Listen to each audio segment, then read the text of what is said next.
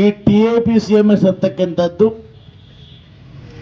ರೈತರ ಪರವಾಗಿರ್ತಕ್ಕಂಥ ಸಂಸ್ಥೆ. ಹಿಂದೆ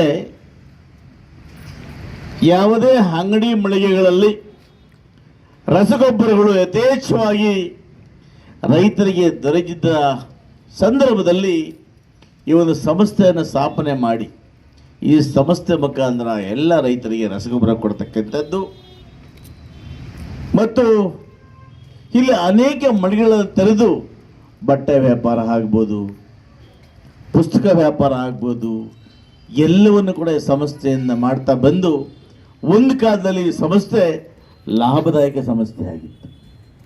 ಹಿಂದೆ ಕೂಡ ಸರ್ಕಾರಗಳು ಈ ಒಂದು ಸಂಸ್ಥೆ ಮುಖಾಂತರನೇ ಬಂಗಾರಪೇಟೆ ತಾಲೂಕಿನ ಇರತಕ್ಕಂಥ ಎಲ್ಲ ವ್ಯಾಪ್ತಿ ಅವಿಭಾಜ್ಯ ತಾಲೂಕು KGF ಒಳಗೊಂಡಂತೆ ಈ ತಾಲೂಕಿನ ಎಲ್ಲ ಸೊಸೈಟಿಗಳಿಗೆ ಅಕ್ಕಿಯನ್ನು ಇಲ್ಲಿನಲ್ಲೇ ಪೂರೈಸ್ತಾ ಇದ್ವಿ. ಬಹುಶಃ ಜ್ಞಾಪಕ ಇದೆ, ನಮ್ಮ ಉಲಿಬೆಲೆ ಮುನ್ಸಾಮಣ್ಣವರು ಅದರ ಜವಾಬ್ದಾರಿಯನ್ನು ಕೂಡ ವಹಿಸಿಕೊಂಡಿದ್ದರು.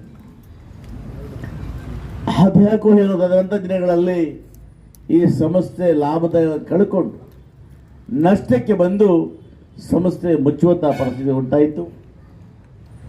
ತದನಂತರ ಚೇತರಿಸಿಕೊಂಡು ಮತ್ತೆ ಪ್ರಾರಂಭವಾಗಿ ಇವತ್ತು ಸಂಸ್ಥೆ ಹೆಚ್ಚಿನ ಲಾಭ ಇಲ್ಲದ ಕೂಡ ಆಡಳಿತ ಮಂಡಳಿ ನಿರ್ವಹಿಸುವಷ್ಟು ಮಟ್ಟಿಗಿದೆ.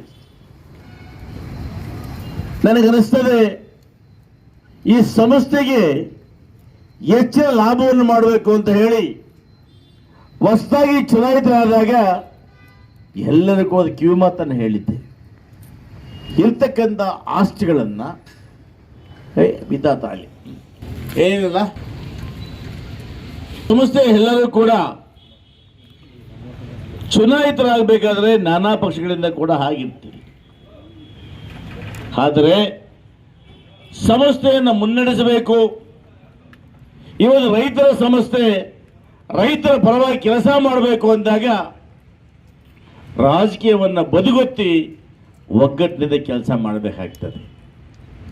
ಆ ರೀತಿ ಮಾಡಿದರೆ ಮಾತ್ರ ಸಂಸ್ಥೆ ಉದ್ಧಾರ ಆಗಲಿಕ್ಕೆ ರೈತರಿಗೆ ಬಡವರಿಗೆ ಸಹಾಯ ಮಾಡಲಿಕ್ಕೆ ಸಾಧ್ಯವಾಗ್ತದೆ.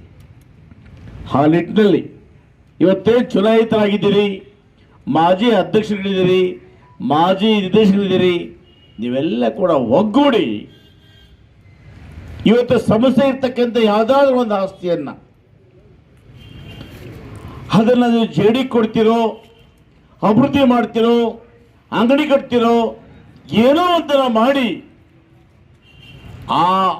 ಅದರ ಮುಖಾಂತರ ಸಂಸ್ಥೆ ಮೇಲಿರ್ತಕ್ಕಂಥ ಸಾಲವನ್ನು ತೀರಿಸೋದು, ಎರಡನೆಯದಾಗಿ ಸಂಸ್ಥೆಗೆ ಆದಾಯ ಬರ್ತಕ್ಕಂಥ ಯೋಜನೆ ಮಾಡಿಕೊಳ್ಳೋದಕ್ಕೆ ನೀವೆಲ್ಲ ಕೂಡ ಕಾರ್ಯಪ್ರವೃತ್ತರಾಗಬೇಕು ಅಂತೇಳಿ ನಾನಾದರೂ ಕೂಡ ಒಂದು ಸಲಹೆಯನ್ನು ಕೊಡ್ತೇನೆ. ಇವತ್ತು ನಾನು ಮತ್ತು ಸರ್ಕಾರ ಸದಾ ಕಾಲ ಅಲ್ಲಿ ಮುಟ್ಟಿಗಿದ್ದೇವೆ. ಹಿಂದೆ ಕೂಡ ರಾಜಾರೆಡ್ಡಿ ಅವರು ಬಂದು ಆ ಒಂದು ಪ್ರದೇಶವನ್ನು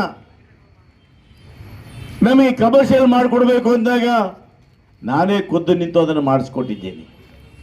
ಪುರಸಭೆ ಇರ್ತಕ್ಕಂಥ ಕಂದಾಯವನ್ನು ಕಟ್ಟಬೇಕಾದಾಗ ಸಮಯ ಕೊಡಬೇಕಂದಾಗಲೂ ಕೂಡ ಹಂತವಾಗಿ ಕಟ್ಟಲಿಕ್ಕೆ ಕೂಡ ನಿಮ್ಮೊಟ್ಟಿಗೆ ನಿಂತಿದ್ದೆ. ನಾನು ಯಾವುದೇ ಕಾಲದಲ್ಲೂ ಕೂಡ ನಾನು ಬಂದು ಈ ಸಂಸ್ಥೆಗೆ ಒಳ್ಳೆಯದಾಗಲಿ ಅಂತ ಬಯಸಿದ್ರೆ ವಿನಃ ತೊಂದರೆ ಆಗಲಿ ಅಂತ ಯಾವತ್ತೂ ಬಯಸಿಲ್ಲ. ಇವತ್ತು ಹೇಳ್ತೇನೆ, ಇವೆಲ್ಲ ಕೂಡ ಇವತ್ತು ಒಂದು ಮನವಿ ಪತ್ರವನ್ನು ಕೊಟ್ಟಿದ್ದೀನಿ. ನಾನು ಖಂಡಿತವಾಗ್ಲೂ ಕೂಡ ನೆನ್ನೆ ಕೂಡ ಅಧ್ಯಕ್ಷರು ನಮ್ಮ ಚಂದ್ರಣ್ಣ ಬಂದು ಸರ್ ಗೊಬ್ಬರ ಡಿಮ್ಯಾಂಡ್ ಇದೆ ಅಂತ ತರಿಸ್ಬೇಕು ಅಂದಾಗ ನಾನು JD ಅವರು ಮಾತಾಡಿದ್ದೀನಿ. ನಿಮಗೊಂದು ಮಾತನ್ನು ಕೊಡ್ತೇನೆ, ನೀವು ವ್ಯವಹಾರ ಮಾಡಲಿಕ್ಕೆ ನನ್ನ KLEDಯಿಂದ ನಿಮಗೆ 10 ಲಕ್ಷ ರೂಪಾಯಿಗಳನ್ನು ಕೊಡ್ತೇನೆ. ಜೊತೆಗೆ ಒಂದು ವೇಳೆ ಇನ್ನೂ ಕೂಡ ಹೆಚ್ಚಿನ ವ್ಯಾಪಾರ ಮಾಡ್ತೀನಿ ಅಂದರೆ ನನ್ನ ಕೈಯಿಂದ ಕೂಡ 20 ಲಕ್ಷ ರೂಪಾಯಿಗಳನ್ನು ಕೊಟ್ಟು ಮತ್ತೆ ವಾಪಸ್ ತಗೊಳ್ಳಕ್ಕೆ ತಯಾರಾಗಿದ್ದೇನೆ. ಅಂದಾಗ ಸ್ಟಾಕ್ ಬಂದು ಹಣ ಇಲ್ಲ ಅಂದಾಗ ನನ್ನ ಸಂಸ್ಥೆಯಿಂದ 20 ಲಕ್ಷ ಕೊಡ್ತೀನಿ, ಅಕೌಂಟಿಂದನೇ ಕೊಡ್ತೀನಿ, ಅಕೌಂಟಿಂದ ತಗೊಳ್ತೀನಿ ವಾಪಸ್. ಇಷ್ಟು ಮಟ್ಟಿಗೆ ಸದ್ಯಕ್ಕೆ ಮಾಡಬಲ್ಲೆ. ಇನ್ನು ನೀವೆಲ್ಲ ಕೂಡ ಸಂಘದ ವತಿಯಿಂದ ಮನವಿಯನ್ನು ಕೊಟ್ಟಿದ್ದೀರಿ. ಇದನ್ನು ಕೂಡ ಸಹಜ ಈ ಒಂದು ವಾರದಲ್ಲಿ ಯಾರೋ ಸಚಿವರಾಗ್ತಾರೆ, ಆ ಸಹಾಯ ಸಚಿವರಾದರೆ ಅವರ ಬಳಿಗೆ ನಿಮ್ಮನ್ನೆಲ್ಲ ಕರ್ಕೊಂಡೋಗಿ ಖಂಡಿತವಾಗ್ಲೂ ಕೂಡ ಈ ಸಂಸ್ಥೆಗೆ ಲಾಭ ಬರಲಿಕ್ಕೆ ಖಂಡಿತ ಕೂಡ ಸಹಾಯ ಮಾಡ್ತೇವೆ ಅನ್ನೋ ಮಾತನ್ನು ಹೇಳಿ